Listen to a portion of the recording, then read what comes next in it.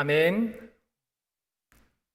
여러분 반갑습니다. 먼저 미네소타 한인장로교회 저를 불러주시고 또 섬길 수 있는 기회를 주신 하나님께 감사드리고, 이 단위에 설 수 있는 기회를 허락하신 우리 당회와 미네소타 한인장로교회 모든 성도님들께 다시 한번 감사드립니다. 저는 테네시주 차타누가라고 하는 작은 소도시에서 왔습니다. 아마 여러분들께서 차타누가가 굉장히 생소하실 것 같아서 제가 사진을 하나 준비했는데요. 사진을 한번 보시면 제가 살았던 차타누가는 이렇습니다. 조지아주에 있는 애틀란타에서 차로 한 2시간 정도 올라가 보면 조지아주와 테네시주 접경에 차타누가가 있습니다. 주변에 스모키 마운틴과 또 도심 주변을 유유히 흐르는 테네시 강이 아름다운 경관을 이루는 관광 도시가 바로 차타누가입니다. 차타누가에서 여기 미니애폴리스까지 차로 약 16시간 정도 달려왔던 것 같습니다. 처음 미니애폴리스를 와보니 차타누가와 비슷하게 주변에 숲과 또 호수가 있어서 참 아름다운 그런 곳이구나라는 좋은 인상을 많이 받았습니다. 제가 우리 교회 부임에서 받은 많은 성도님들의 따뜻한 환대가 있었습니다. 그러면서 가장 많이 들은 얘기가 있었는데요. 보통 첫 인사를 하시면 잘 왔다, 반갑다, 또 앞으로 잘 지내자 이렇게 인사를 하신 후에 보통은 그 다음 궁금한 주제를 이야기하시는데, 거의 대부분들께서 예외 없이 이런 어려운 시기에 우리 교회에 오셔서 많이 힘드시겠다라는 그런 인사를 받았습니다. 이 질문의 의미를 저도 잘 알고 있습니다. 여러분도 경험을 하고 계시지만 저 역시도 이번 코로나 사태로 인하여서 많은 부분이 바뀌었습니다. 늘상 당연하게 생각하였던 그런 일상들이 이제는 너무나 소중하고 그립게 다가오고 있습니다. 오히려 평범했었던 그 일들이 더 특별함으로 다가오는 것 같습니다. 그런 가운데 오늘 부임 설교를 하라는 얘기를 듣고 어떤 말씀을 나누면 좋을까 고민하고 묵상하며 보내다 시편 84편 말씀을 여러분들과 함께 나누면 좋겠다 하는 그런 마음이 들었습니다. 왜냐하면 앞서 말씀드렸듯이 이런 어려운 시기에 우리 교회에 부임하셔서 얼마나 힘들겠냐는 그 질문에 대한 대답이 제 생각에는 시편 84편 말씀에 잘 드러나 있기 때문입니다. 교회에 와도 성도님들을 좀 만나고 싶고 소통하고 싶은데 그럴 수 없다라는 것, 또 제가 섬기는 디모데 청년 지체들과 함께 만나 같이 이곳 교회에서 예배하고 싶고 같이 대화하고 싶은데 그럴 수 없다라는 것이 많이 힘이 듭니다. 저도 이렇게 마음이 힘든데 이 시간 이렇게 온라인으로 예배를 드리시는 여러분들께서는 얼마나 더 힘이 드시겠습니까? 그런 의미에서 이 시편을 읊었던 그때 당시에 시인들의 그들의 마음과 또 그들의 그 생각들이 이 시를 묵상하고 노래하였을까를 생각해 보니 오늘 우리에게도 큰 힘이 되고 위로가 될 것 같습니다. 오늘 본문 시편 84편은 주의 집을 사모하는 자들의 시편이라고 할 수가 있습니다. 주의 장막을 사모하여 그곳으로 가고 싶어도 가지 못하는 시인의 상황과 처지를 여실히 보여주고 있는 시편이 오늘 시편 말씀입니다. 오늘 본문의 배경에 대해서는 여러 학자들의 의견이 있지만 가장 설득력 있어 보이는 의견은 다윗이 그의 아들 압살롬의 반역으로 인해서 예루살렘을 떠나 도망 다녔을 때 다윗과 함께하였었던 고라 자손들이 예루살렘 성전을 바라보며 그곳에 가지 못하여 안타까워하는 처지를 보여주고 있는 배경으로 저는 보여집니다. 본문의 표제어를 보시면은 오늘 1절 말씀에도 고라 자손의 시, 인도자를 따라 깃딧에 맞춘 노래라고 시작을 합니다. 시편 150편 중에 고라 자손의 시가 약 11편이 있습니다. 그 중에 깃딧에 맞춘 노래는 시편 150편 중에 3편이 있는데요. 시편 8편과 81편과 오늘 우리의 본문 84편이 있습니다. 시편 8편은 다윗의 시로, 시편 81편은 아삽 자손의 시로, 시편 84편은 고라 자손의 시로 보여집니다. 깃딧이라는 의미가 뭘까? 사실 이 부분이 좀 생소할 텐데요. 깃딧이라고 번역된 히브리어 원어 끼티트라는 단어는 블레셋의 한 종족인 가드 사람을 일컫는다고 합니다. 그런 점에서 볼 때 이는 본래 블레셋 땅 가드에서 사용되던 한 악기의 이름이거나 아니면 가드풍의 군대 행진곡 리듬을 맞춰 부러진 그런 노래로 여겨집니다. 이러한 것에 맞추어 불려지는 일종의 제의적인 그런 성격의 노래가 오늘 본문이라고 할 수 있습니다. 시편 84편은 내용상 세 부분으로 구분이 될 수 있는데요. 1절부터 4절 말씀을 보시면 주의 장막을 사모하는 시인의 그 안타깝고 애처로운 마음을 보여주고 있고, 5절부터 7절 말씀은 그 주의 장막을 사모하는 시인에게 주시는 하나님의 은혜를 보여주고 있으며, 8절부터 12절 말씀은 주의 장막을 사모하여 주를 의지하는 것이 참된 복이다라는 것을 오늘 성경에서는 말씀해 주고 있습니다. 그렇다면 오늘 본문 말씀을 통해서 우리가 얻을 수 있는 영적 교훈은 과연 무엇일까요? 첫 번째, 주의 장막에 거하는 자는 복이 있습니다. 다시 한번 오늘 본문 1절 말씀을 제가 읽어 드리겠습니다. 만군의 여호와여, 주의 장막이 어찌 그리 사랑스러운지요. 오늘 본문에서 주의 장막이란 다윗의 언약궤를 안치하였었던 예루살렘 성전을 이야기하고 있습니다. 즉 시인은 자신이 하나님의 장막, 하나님의 성소를 지극히 사랑하였음을 노래하고 있는 것입니다. 그러나 시인이 이처럼 주의 장막을 사랑하였던 것은 그 주의 장막의 모습이 아름답거나 그 안에 어떤 능력이 있어서 그 장막을 사모했었던 것은 아닙니다. 저는 교회는 결코 단순한 건물은 아니라고 생각합니다. 교회는 우리의 삶이라고 생각합니다. 우리의 인생이 녹아있는 그런 곳이 바로 교회라고 할 수 있겠지요. 저 역시도 교회만 생각하면 늘 가슴이 뭉클해지고 가슴이 뜁니다. 왜냐하면 사실 저는 교회에서 태어났고 교회에서 자랐기 때문입니다. 무슨 말인고 하면 저는 태어난 곳이 교회인데요. 저희 아버지께서 전라남도 바다가 있는 여수라는 지역에서 개척교회를 하셨을 때 그때 제가 태어났습니다. 그때 저희 집은 교회 안에 사택이 있었는데요. 상가 건물의 어느 한 층을 빌려 교회 예배당으로 쓰고 한쪽은 저희 집으로 쓰는 그런 구조였습니다.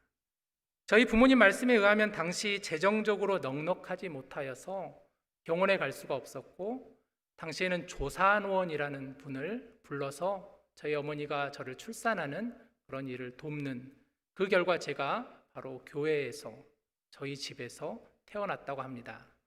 그러다 보니 저는 어렸을 때부터 교회가 늘상 자연스러웠고 늘 친근하였습니다. 교회가 어린 저의 놀이터였습니다. 강대상이라든가 보면대, 또 장의자, 오르간이 저의 놀이 기구였습니다. 그러다 보니 교회는 제게 익숙한 곳이 되었고, 어느 순간에 와보니 지금도 저는 저의 대부분의 시간을 이곳 교회에서 보내고 있는 것을 보게 됩니다. 따라서 교회는 제 인생이라고 할 수 있겠지요. 어디 저뿐이겠습니까?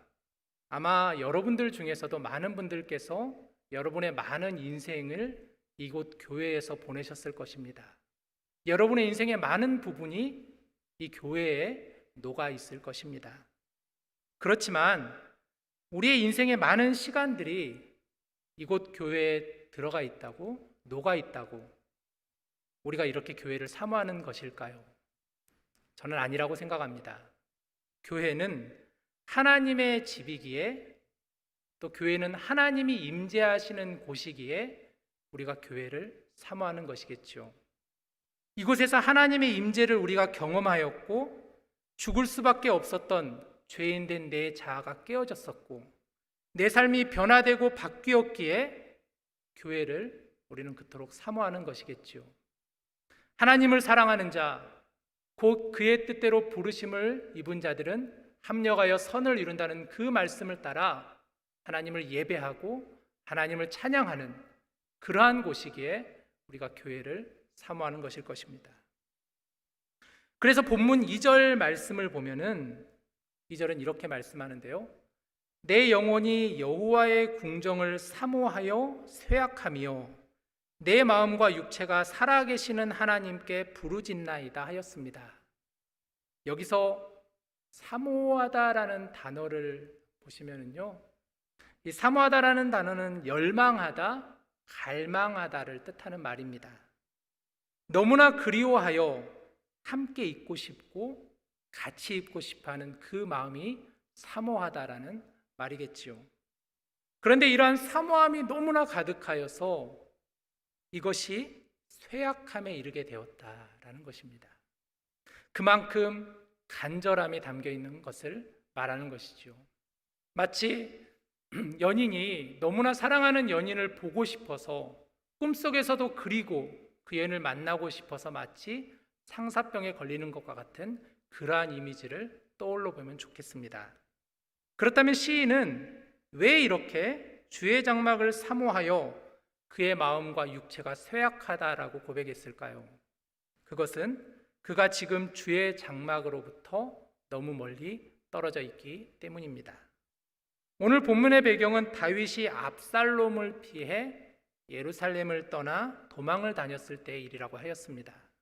주의 장막에 가까이 가지 못하고 바라보지 못했을 때의 그 사모함, 그 간절함, 그 안타까움을 지금 이야기하고 있는 것입니다.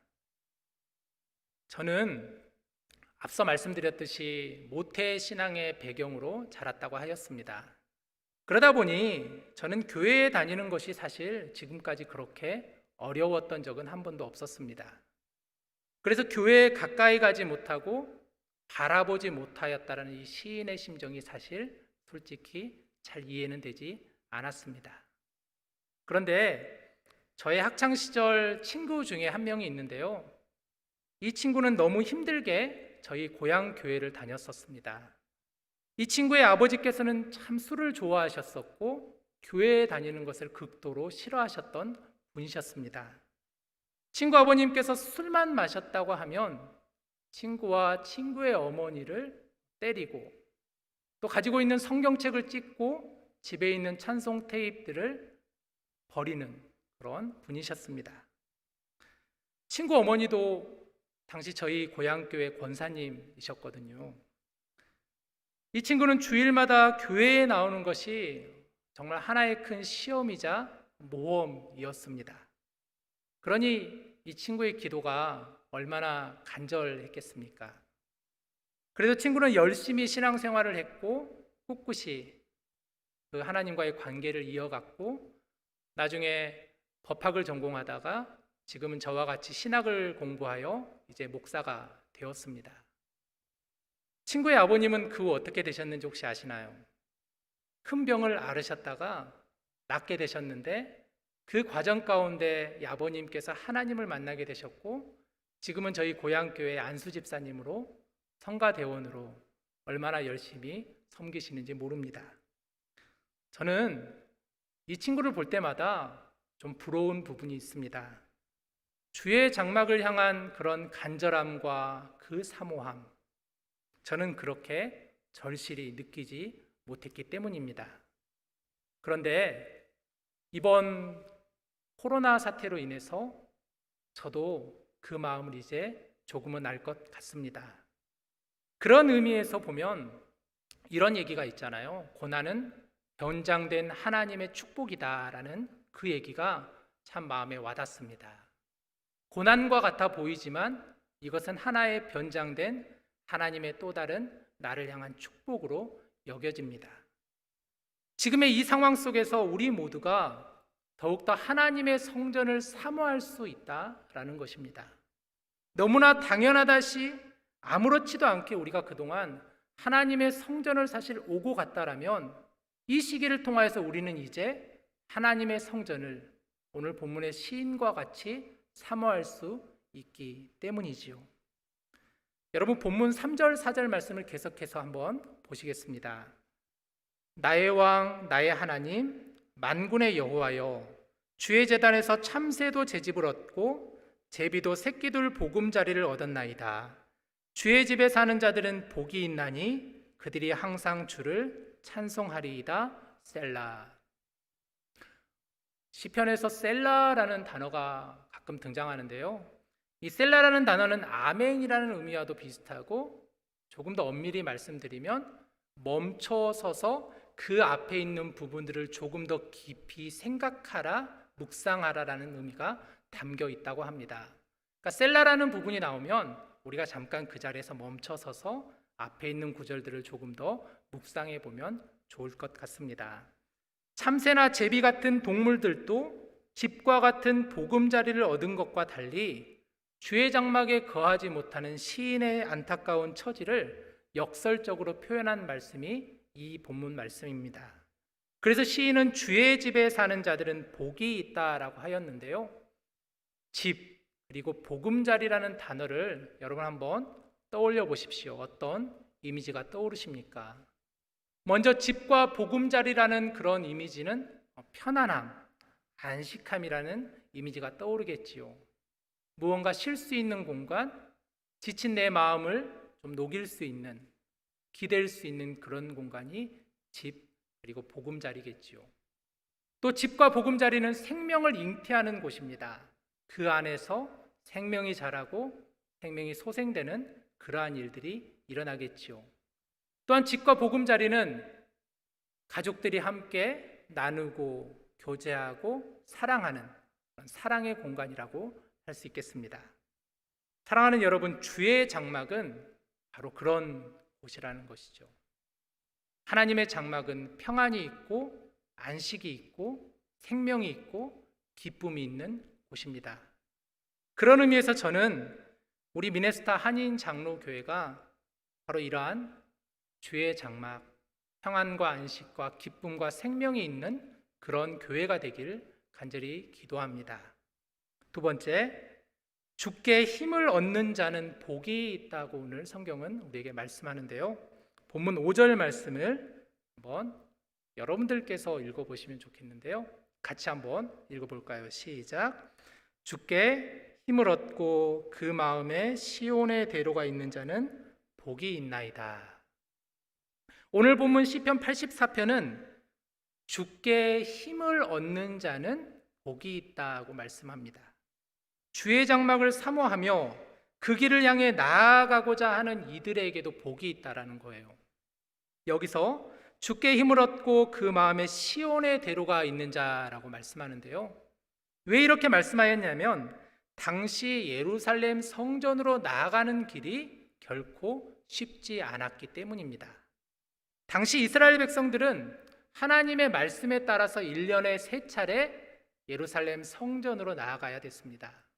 유월절이 되고 맥추절이 되고 장막절이 되면 이들은 자신이 하던 일을 멈추고 하나님의 성소가 있는 예루살렘으로 나아가야 됐던 것이에요. 여러분, 이것이 쉬운 일이었을까요? 자신의 생업을 저버리고 또 산을 넘고 바다를 건너 강을 건너 지금과 같이 좋은 교통수단이 있었던 것도 아니었을 텐데 이들은 그곳을 향해 나아갔던 것이죠.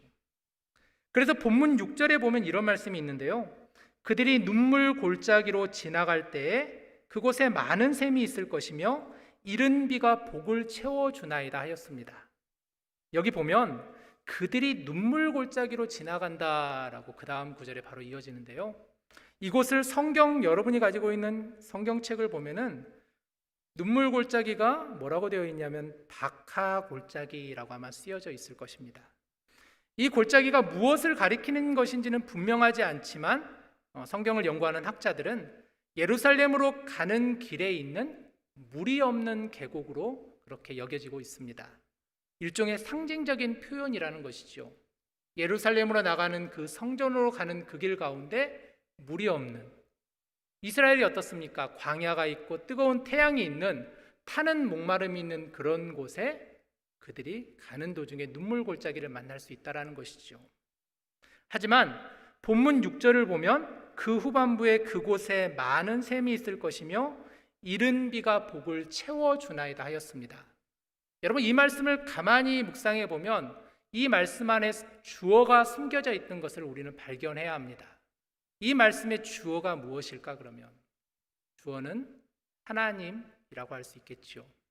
하나님께서 물이 없는 그 계곡을 지나갈 때 많은 샘을 만나게 할 것이며 이른 비가 복을 채워주신다라는 그런 말씀입니다. 바로 하나님이 주시는 힘을 이야기하고 있죠. 그래서 본문 7절을 계속해서 이어서 읽어보면 그들은 힘을 얻고 더 얻어 나아가 시온에서 하나님 앞에 각기 나타나리이다 하였습니다. 힘을 얻고 더 얻어 나아간다. 영적으로 굉장히 중요한 사실입니다. 모든 것이 다 하나님이 주시는 힘으로 된다라는 거예요. 내 힘이 아닌 하나님이 주시는 그 힘으로 예루살렘 성전을 향하여 나아갈 때에 물을 만나고 이른 비를 만날 수 있는 축복을 경험한다라는 것입니다. 우리의 의지로 말미암는 것이 아니라 전적으로 하나님이 도우시는 은혜가 있기에 가능하다라는 것을 오늘 시인은 이야기하고 있는 것입니다. 때로는 우리의 길 앞에 눈물 골짜기와도 같은 장애물이 놓일 수 있다는 것입니다. 우리가 살아가면서 얼마나 많은 눈물 골짜기를 만납니까? 이번 코로나 사태 역시도 하나의 눈물 골짜기가 아닐까요? 그렇지만 하나님께서 힘을 주신다면, 은혜를 주신다면 우리는 그 골짜기를 능히 건널 수 있다는 고백이 있을 수 있습니다. 여러분, 그렇다면 보다 구체적으로 그러면 우리는 어떻게 해야 될 것을 요구하는가를 성경은 이야기하는데요. 본문 8절, 9절 말씀을 제가 읽도록 하겠습니다. 만군의 하나님 여호와여, 내 기도를 들으소서. 야곱의 하나님이여, 귀를 기울이소서. 셀라. 우리 방패이신 하나님이여, 주께서 기름 부으신 자의 얼굴을 살펴보옵소서. 하나님의 은혜를 사모하며 하나님께 기도로 나아가야 된다는 것입니다. 하나님이시여, 내 기도를 들어주시옵소서. 내 간구함에 귀를 기울여 주시옵소서. 우리 교회가 지금 이 시기에 강력하게 하고 있는 것이 무엇입니까? 어제도 목사님 영상 편지를 보니까 기도해야 된다라는 말씀처럼 우리는 기도해야 된다라는 것이죠. 만군의 하나님 여호와여가 무슨 뜻입니까? 온 세상의 지존자이시고 주관자 되시는 하나님, 이 땅의 모든 전염병을 물러가게 하시고 우리의 모든 생사화복을 주관하시는 그 하나님을 지금 시인은 찾고 부르짖는 것이죠. 그런 의미에서 우리가 더욱 하나님의 힘을 얻고자 한다면 우리는 어떻게 해야 될까요? 우리는 기도해야 합니다. 기도의 자리로 나와야 합니다. 기도에 생명을 걸고 하나님을 붙잡고 하나님과 깊은 사귐의 교제가 있는 기도의 자리로 나와야 되는 것입니다. 예수님께서 여러분 주의 집을 뭐라고 하셨습니까? 내 집은 만민이 기도하는 집이다 말씀하셨지 않습니까? 교회는 기도하는 곳입니다. 저는 우리 미네소타 한인장로교회가 온 성도님들이 함께 기도하는, 기도를 사모하고 기도에 불이 붙는 그런 교회가 될 수 있기를 간절히 기도합니다. 세 번째, 주를 의지하는 자는 복이 있다고 오늘 성경은 말씀하는데요. 본문 10절 말씀, 이번에는 여러분의 목소리로 또 읽어보실까요? 10절 시작. 주의 궁정에서의 한 날이 다른 곳에서의 첫날보다 나은즉 악인의 장막에 사는 것보다 내 하나님의 성전 문지기로 있는 것이 좋사오니 라고 고백합니다. 여러분, 본문을 자세히 보시면 시인은 대조의 표현을 이렇게 쓰고 있는 것을 보게 되는데요. 주의 궁정과 다른 곳, 그리고 한날과 천날, 천일, 그리고 성전 문지기와 악인의 장막, 이런 대조적인 표현들을 쓰면서 그 중요한 부분을 조금 더 강조하는 의미를 보여주고 있습니다. 어떠한 피해를 감수하고서라도 하나님의 성전에 거하기를 원하는 간절한 소망을 표현하고 있는 것입니다. 악인의 장막이라고 하는 것은 지금 이 시에서 말하는 바는 평안하고 쉼이 있는, 뭔가 아름답고 풍성한 그 무언가가 있는 그런 악인의 장막에서 천일을 사는 것보다 주의 궁정, 하나님의 성전에서 문지기로 단 하루를 사는 것이 훨씬 더 귀하고 값지다는 고백입니다. 저는 정말 이것이 우리의 고백이 되었으면 좋겠습니다. 하나님의 성전 문지기라도 줬사오니 하나님 주님의 장막에 들어가는 영광을 보기를 원합니다. 이런 고백이 우리 고백이 되어야 합니다. 이 가치를 우리가 잘 깨닫고 그것을 사모하였으면 좋겠습니다. 마지막으로 본문 11절 12절 말씀을 또 보면 여호와 하나님은 해요 방패이시라. 여호와께서 은혜와 영화를 주시며 정직하게 행하는 자에게 좋은 것을 아끼지 아니하실 것임이니이다. 만군의 여호와여 주께 의지하는 자는 복이 있나이다. 말씀을 보시면 정직하게 행하는 자에게 좋은 것을 아끼지 아니하신다. 하나님께 진솔하게 진심된 마음으로 하나님께 나아오는 자에게 결코 하나님은 좋은 것을 아끼지 아니하신다 약속하십니다. 그리고 주께 의지하는 자는 복이 있다 말씀하는데요, 시편 말씀을 보면 하나님은 어떤 분이신가를 표현하는 참 귀한 구절들이 많이 있죠. 그래서 우리가 요즘에 시편 말씀을 수요일에도 새벽에도 묵상하는 건데요, 11절에도 여호와 하나님은 해요 방패이시다라고 합니다. 또 여러분이 잘 아는 시편의 여러 구절들 가운데 시편 23편은 여호와 하나님은 나의 목자가 되십니다. 시편 18편을 보면 여호와는 나의 반석이시요 나의 요새이시요 나를 건지시는 이시요 나의 하나님이시요 내가 그 안에 피할 바위시요 나의 방패이시요 나의 구원의 뿌리시요 나의 산성이십니다. 이런 좋은 귀한 고백들이 얼마나 많이 있는지 모릅니다. 여러분, 하나님은 이런 분이시죠. 오늘 본문에서 주를 의지하는 자는 복이 있다 하였습니다. 힘들고 지칠 때, 낭망하고 넘어질 때 우리는 땅의 것을 바라보지 않습니다. 우리는 눈을 들어 우리의 시선은 주를 향하고 주의 성전, 주의 장막을 사모하며 나아가는 것입니다. 여러분, 하나님은 모든 복의 근원이 되십니다. 그리고 진정으로 하나님은 우리에게 복을 주실 수 있는 분이십니다. 하나님은 하나님 안에 거하는 자들에게 영원한 생명의 복을 주십니다. 세상에 이보다 더 귀한 복이 어디 있겠습니까? 그 영원한 생명은 바로 또한 우리 주 예수 그리스도에게 있습니다. 우리가 예수님을 만나며 주님 안에 거하면 영원한 생명인 영생을 얻게 되는 것입니다. 그래서 우리 주님은 이렇게 말씀하셨던 것 같습니다. 교회는 내 몸이다. 만물 안에서 만물을 충만하게 하는 충만함이다. 교회의 몸된 예수 그리스도의 몸, 예수 그리스도의 머리 대신 교회, 그 주의 장막을 우리가 어찌 사랑하지 않을 수 있겠습니까? 여러분, 이제 말씀을 정리하고 싶은데요, 오늘 말씀에서는 첫 번째, 주의 장막에 거하는 자, 주께 힘을 얻는 자, 주를 의지하는 자는 복이 있다라고 말씀합니다. 주의 장막이 어찌 그리 사랑스러운지요. 1절 말씀에 주의 장막이 어찌 그리 사랑스러운지요. 여러분, 한번 이 시간 가슴에 손을 얹고 저를 따라 한번 해보시면 어떨까요? 제가 이렇게 할 때 여러분도 같이 따라해 주십시오. 주의 장막이 어찌 그리 사랑스러운지요. 감사합니다. 이 믿음의 고백이 여러분 우리 삶 가운데 끊임없이 고백되어지기를 원합니다. 주님이 주시는 그 힘을 가지고, 은혜를 가지고 우리 함께 나아가기를 소망합니다. 제가 앞서 설교를 시작하면서 제가 이런 질문을 많이 받는다고 했었죠. 목사님, 이런 어려운 시기에 우리 교회 부임해서 얼마나 힘드십니까? 제 대답은 이렇습니다. 아닙니다. 이런 시기에 오히려 저를 불러주셔서 또 제가 이 교회에 부임하게 되어 감사합니다. 주의 장막이 어찌 그리 사랑스러운지요.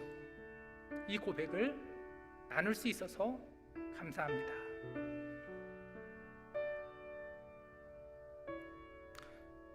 사랑하는 여러분, 어려운 코로나 시대를 우리가 겪어가며 또 이겨나가며 주의 장막을 바라볼 때마다 하나님의 복이 넘쳐나기를 주님의 이름으로 축복합니다.